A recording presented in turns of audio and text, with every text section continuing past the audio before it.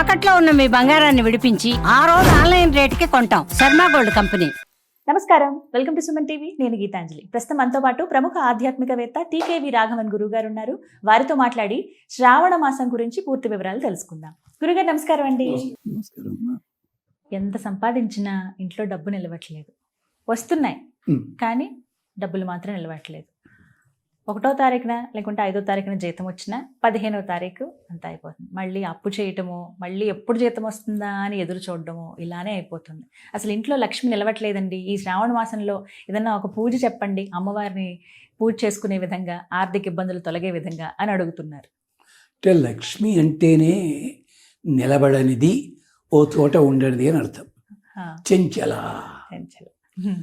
ఆఖరికి ఈ BCom BA చదువుతుంటారు కదా, దాంట్లో కామర్స్ ఎకనామిక్స్ సబ్జెక్టులు ఉంటాయి, వ్యాపార శాస్త్రం. ధనము అనగానేమి అని తెలుగు మీడియం వాళ్ళకి డెఫినేషన్ ఉంటుంది. అలాగే ఇంగ్లీష్లోను డిఫైన్ ద టర్మ్ మనీ అని ఉంటుంది. దానికి అర్థం ఏం చెప్పారు తెలుసమ్మా? అక్కడ the matter which has the property of flowing is called, ప్రవహించేదాన్ని అంటారు. ద్రవ్యము అంటే ద్రవము, ద్రవించున్నది. అంచేత మీరు అన్నమాట అది డబ్బు నిలవకపోవడం అంటే కాదమ్మా అక్కడ అర్థం. మీరు రాయాల్సిన ప్రశ్న ఇంకోటి ఉంటుంది.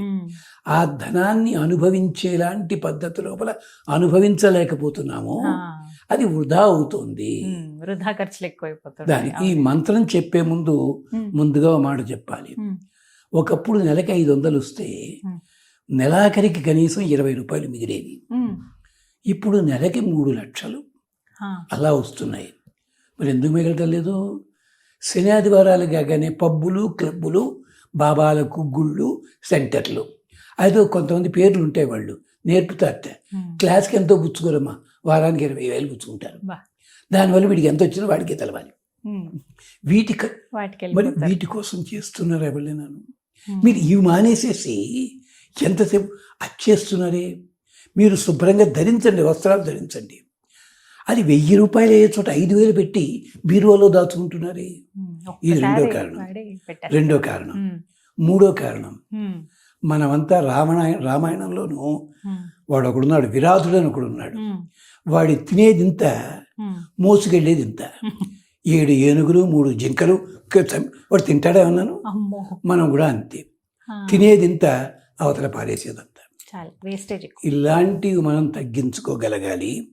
తగ్గించుకోలేకపోతే సాక్షాత్తు భగవంతుడు దిగొచ్చినా రక్షించలేడమ్మా. ఇది సాక్షాత్తు అగస్త్యుల వారు చెప్పారు భారతంలోను. మరి దుర్యోధనుడు ఎందుకు ఎగరలేకపోయాడు? పాండవులు ఎందుకు ఎదిగారు అంటే పాండవులు సంపాదించారు, దాన్ని అలా అట్టే పెట్టారు జాగ్రత్తగాను. మనవాడు సంపాదించి తాను తిండు, ఎవడోడు పెట్టడం.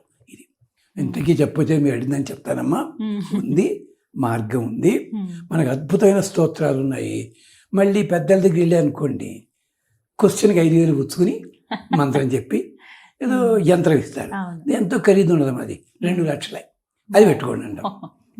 కొంపలు అంటుకుంటాయి. కానీ మన పూర్వీకులు ప్రతి వాళ్ళకి కూడా అందంగా చెప్పిన సందర్భాలు ఉన్నాయి. కృష్ణుడు వెడుతున్నాడు, బాలరాముడు చిన్నపిల్లలు వాళ్ళు. ఓ పూల షాప్ వాడు వచ్చాడు, బాబు మీకు పూలు ఇస్తా అన్నాడు. అని ఈ దండ బాగుందయ్యా అన్నట్టు కృష్ణుడు.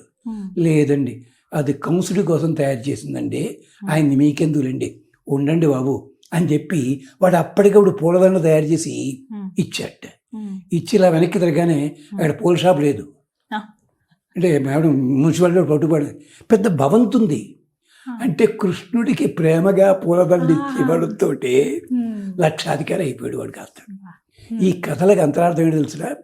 నువ్వు ఖర్చు చేసేది శ్రద్ధగా చేసినప్పుడు దానికి 10 రెట్లు నీకు వచ్చి తీరుతుంది.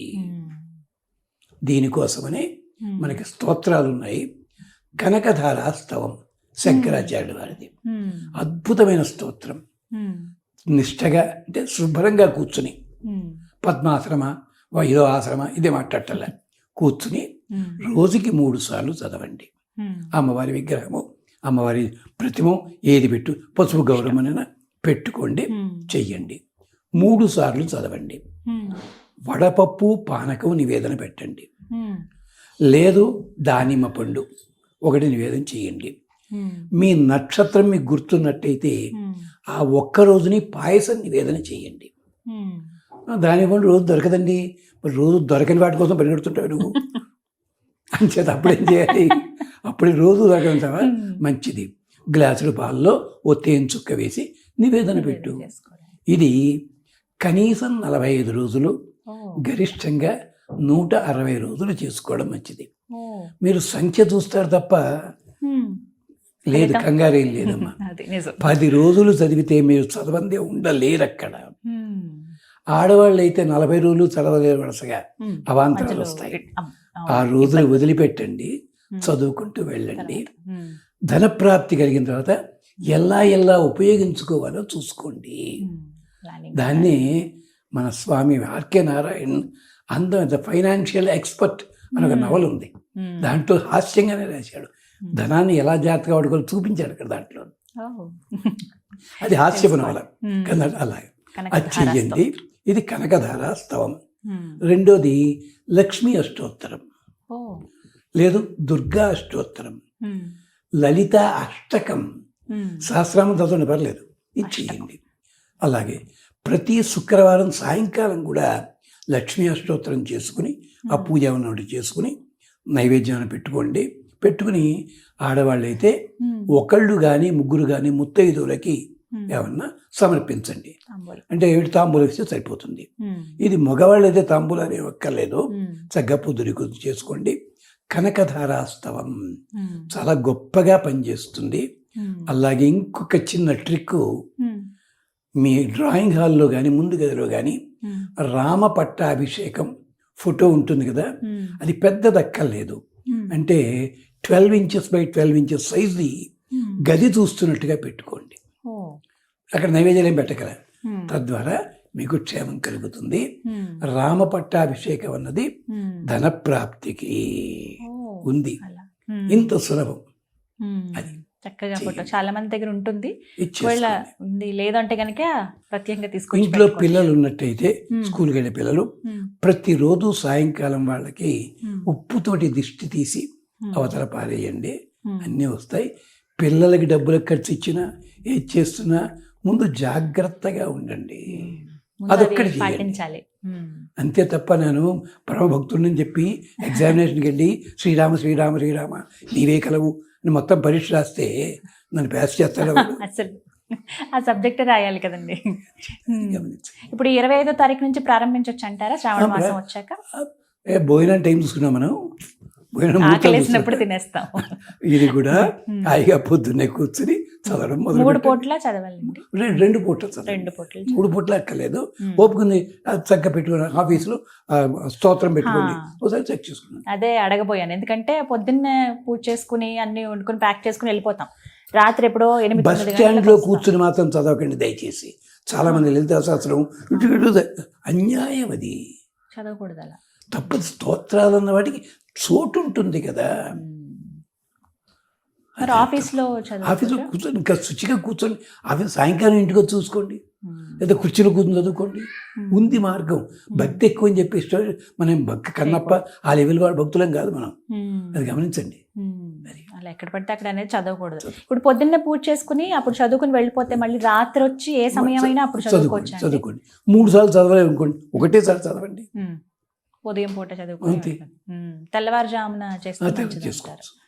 ఇలా కానీ చేస్తూ దిక్కుమాలి వాడు ఇలా చెప్పాడు కష్టం అయిపోతుంది అని తిట్టుకోకూడదు దయచేసి.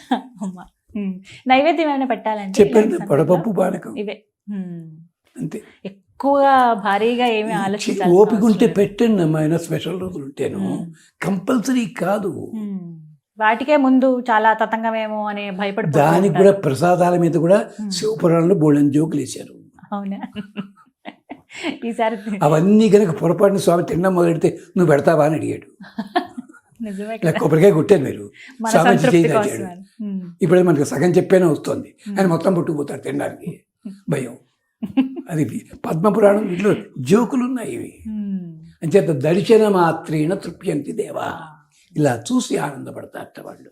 ఆయన పేరు చెప్పి మనం తింటాం. నిజమే కదా, మన సంతృప్తి కోసం ఇన్ని రకాలుగా చేసుకోవటం. కానీ శక్తి కొలది ఎవరు ఎలా అయినా చేసుకోవాలనుకుంటే చేయొచ్చు. చక్కగా వివరించారండి. ధన్యవాదాలు.